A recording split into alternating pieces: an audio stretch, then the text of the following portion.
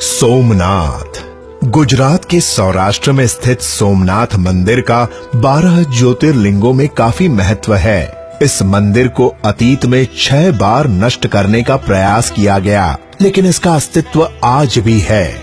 माना जाता है कि इस मंदिर का निर्माण दक्ष प्रजापति के श्राप से मुक्त होने के बाद स्वयं चंद्रदेव ने करवाया था। इस मंदिर का उल्लेख ऋग्वेद में भी मिलता है।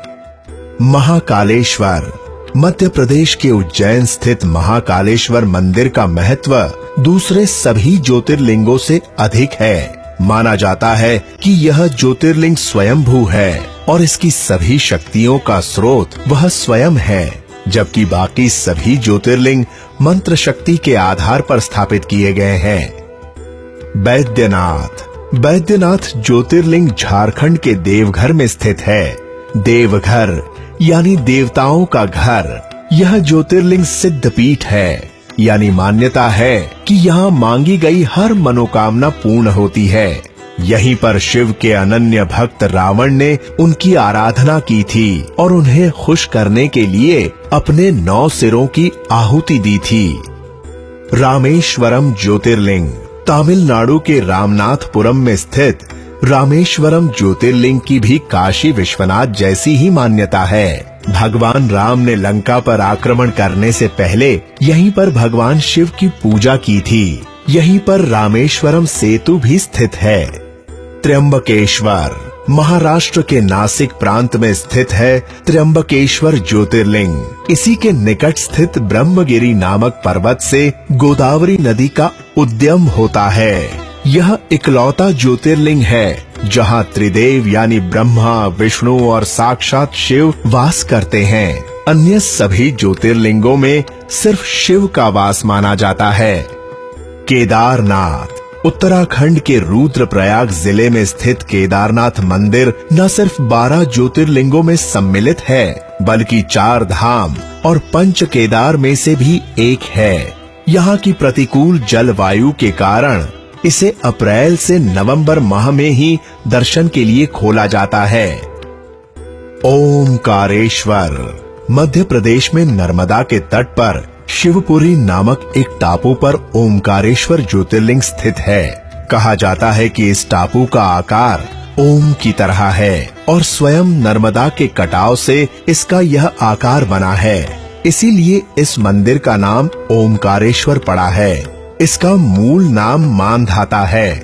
यहाँ ओमकारेश्वर और अमरेश्वर नाम के 2 मंदिर हैं, जिनमें नियमित रूप से पूजा की जाती है।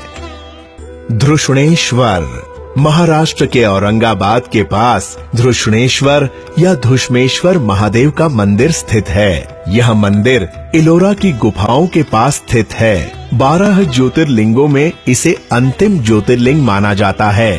मंदिर की उत्पत्ति से जुड़ी एक पौराणिक कथा के नाम पर ही इसका नाम धृष्णेश्वर पड़ा है। मल्लिकार्जुन आंध्र प्रदेश स्थित मल्लिकार्जुन मंदिर को श्री शैल के नाम से भी जाना जाता है। महाशिवरात्रि इस मंदिर में मनाया जाने वाला सबसे प्रमुख त्योहार है। इस मंदिर में भगवान शिव समेत उनके समस्त परिवार, पार्वती, कार्तिकेय और गणेश का भी वास माना जाता है। नागेश्वर ज्योतिर्लिंग गुजरात में द्वारिका प्रांत में स्थित है। इस ज्योतिर्लिंग की शास्त्रों में बड़ी महिमा बताई गई है।